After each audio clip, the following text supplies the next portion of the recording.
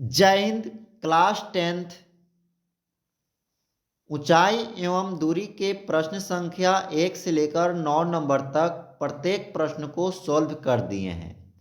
Next 10 number प्रश्न है, भूमि के किसी बिंदु से एक पतंग की तनी हुई डोरी की लंबाई 85 मीटर है।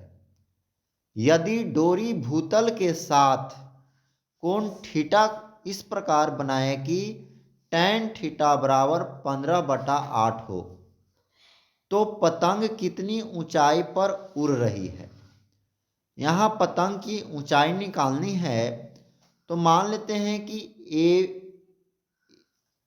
ए बिंदु पर पतंग उड़ रहा है, जिसके लंबवत बी बिंदु से देखा ऊंचाई निकालना है, और सी बिंदु से डोरी की लंबाई है 85 मीटर, और यहाँ थीटा कोण के रूप में कोण का मान दिया हुआ है tan थीटा बराबर 15/8।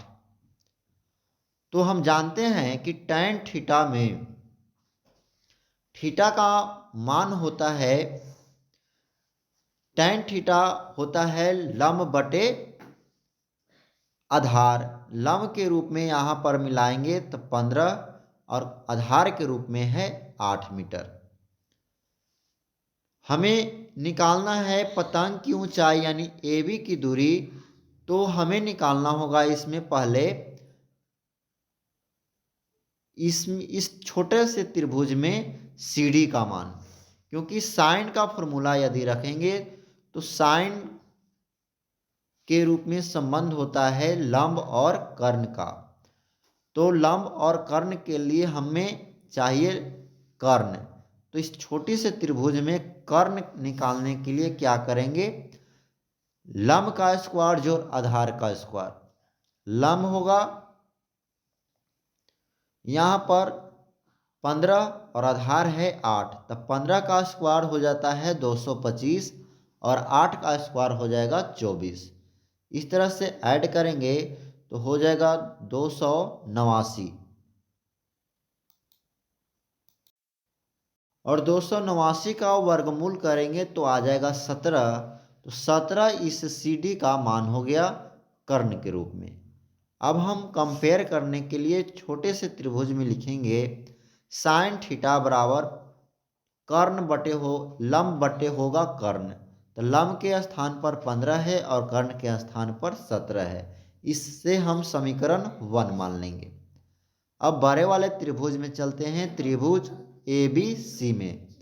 इसमें यदि हम साइन थीटा बराबर लिखते हैं तो लंब बटा कर्ण यानी AB बटा हो जाएगा AC, या लिख सकते हैं साइन थीटा बराबर AB बटा में AC का मान 85 दिया हुआ है पतंग की डोरी। तो इसको हम समीकरण 2 मान लेते हैं। अब समीकरण 1 में भी थीटा वैल्यू से ही है साइन थीटा का मान 15/17।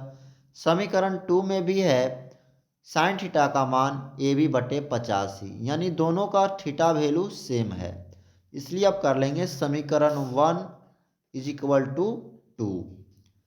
अब दोनों वैल्यू को बराबर करते हैं तो लिख सकते हैं 15/17 बराबर में हो जाएगा इसका मान AB बटा 85।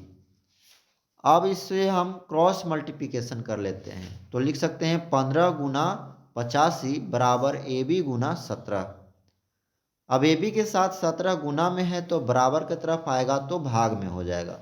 इसलिए लिख सकते हैं 15 गुना 85 बटा में 17। 17 से काटेंगे 17 पचे 85, तो 15 से 5 में गुना करेंगे 15 पचे 75 मीटर। इसका राइट आंसर बन जाएगा।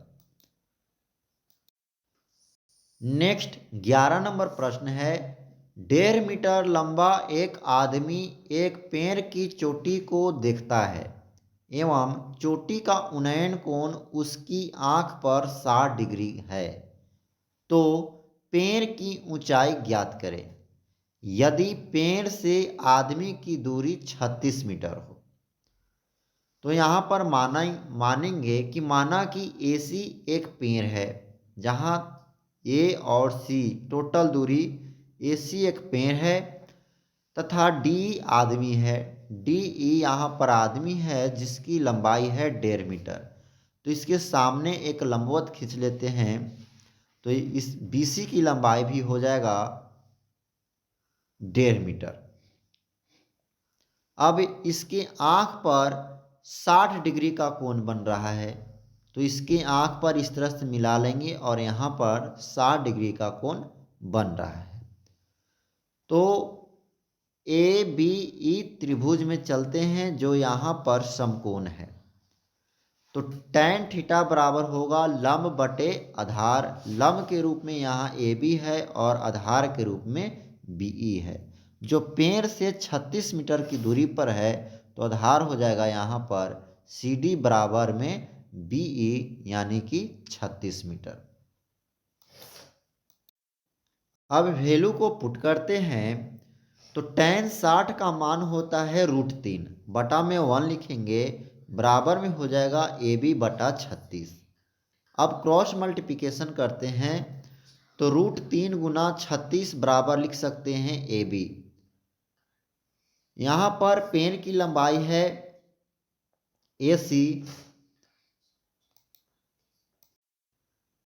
तो AB का मान निकालने के लिए क्या करेंगे, √3 का मान रखते हैं 1.732 और गुना करते हैं 36 से, तो AB का मान प्राप्त हो जाता है 62.352। तो पेड़ की लंबाई AC है, AC दो भुजाओं से मिलकर बना है AB और प्लस में BC, यानी 1.5 मीटर लंबाई वाला व्यक्ति के साथ। तो AB का मान आ गया है 62.352 और व्यक्ति की लंबाई है 1.5 मीटर। अब दोनों को ऐड कर देते हैं, तो आंसर हो जाएगा 63.852 मीटर, जो इसका राइट आंसर प्राप्त हो गया।